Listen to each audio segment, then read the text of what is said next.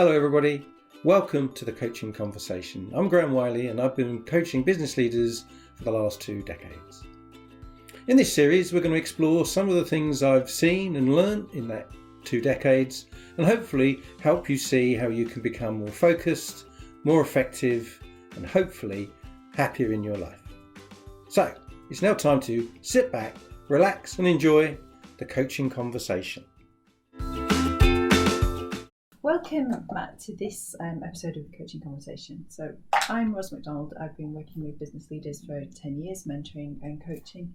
And that's been through the tough times, the good times, and I'm sure like you've seen everything in between. And today I'm lucky enough to be here with you, guest hosting this podcast. And Matt, would you like to tell us a little bit about yourself? Yeah, I'm Matt Hayes. I'm an executive coach, but I also work as an enterprise agile coach. I'm dealing with change in large organisations, trying to help affect their culture. And I also have a company called Humble Associates, where we've got a group of coaches that do similar things to me. So. Okay, sounds good. Thanks, Matt. So in this episode of the Coaching Conversation, we're going to be looking at the difference between mentoring and coaching clients and how they both can be used to benefit them.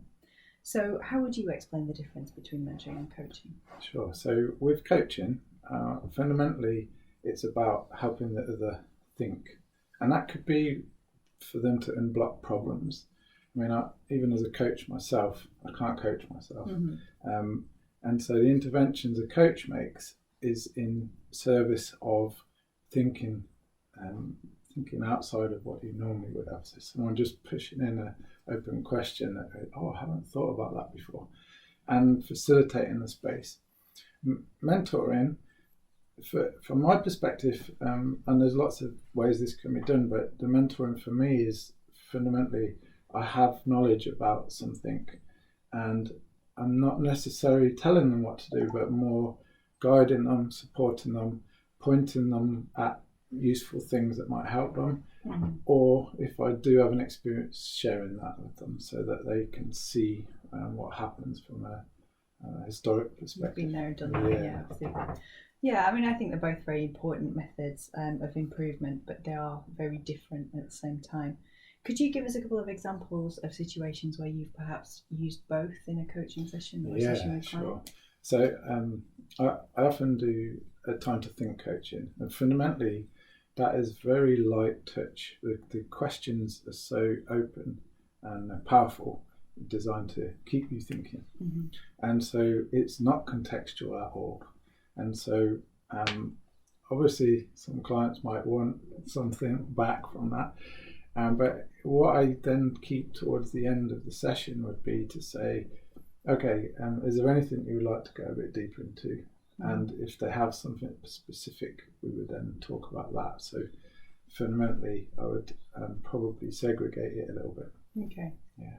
And that's a standard format and your clients are used to? Yes. Yeah, so they're expecting it almost. I would have that discussion with them and I'm very clear about that. Yeah. Okay, yeah. I think it's true. There is a balance to be found, isn't there? And you've got to be conscious about which mode you're in, whether you're in asking them questions or whether you're in helping them find the solutions. Absolutely. And I think when you've got a new client, particularly, that can be difficult. They almost come with the expectation that you will just solve the problem for them. Yeah, I wonder if that. I get the impression a lot of people think they're coaching.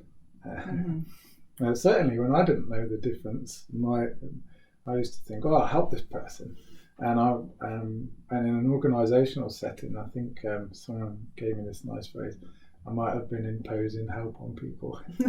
So not necessarily being asked for help, but helping them. And so I hear people say, I coached them around this. Mm-hmm. Now, fundamentally, you're not coaching is then not what's happening. You're helping directly. It may even be you're telling them what to do, which is a step out of mentoring as well in some respects. But fundamentally, it's about helping them understand the difference so that they can choose. Yeah, absolutely. And I think sort of they're not limited perhaps by your experience or your view of life. Yeah, that's something else. There's been times when I've been working with people and I've almost suggested something, and I stop myself and hold back because if in the course of time, I can see if I look back and think, oh, if I had said that then, they wouldn't have done what they actually did, which is very positive. So being able to notice you could be impacting, changing direction of somebody just by what you're saying is very key. And yeah, from a mentoring stance, I would always tell a story of, I'll share an experience with you, so take from it what you will, but by no means am I saying you should do this way. This is just experience led. Yeah. So if you're in a situation where a client directly asks you for the solution or what they should do, you have a way of deflecting that. Okay.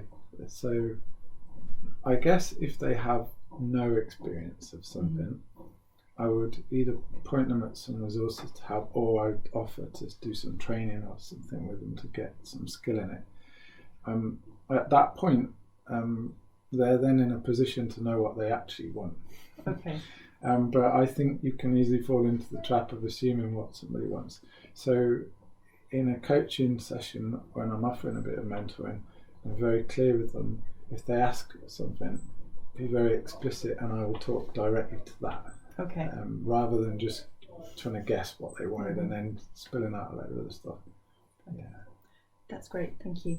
I think there is plenty more we could go on and talk about, but that's our time for today. So thank you for joining us. It's been really good. Learned a lot there, I think, and we look forward to having you back hopefully at some point in the future. Thank you, Roz. Thanks, Matt. Bye. So there you have it, the latest edition of the Coaching Conversation. Hope you found it interesting. Hope you found it useful. You can find out more about our coaching programs at theexecutivemindset.co.uk. If you want to reach out, you can send me an email at theexecutivemindset@sagegreen.com. You can book a free 30-minute session at theexecutivemindset.co.uk, which will give you a really good feel for how coaching could help you. And if you've really enjoyed the session, do please rate us, do please give us a review. And nothing more for me to say other than see you next time.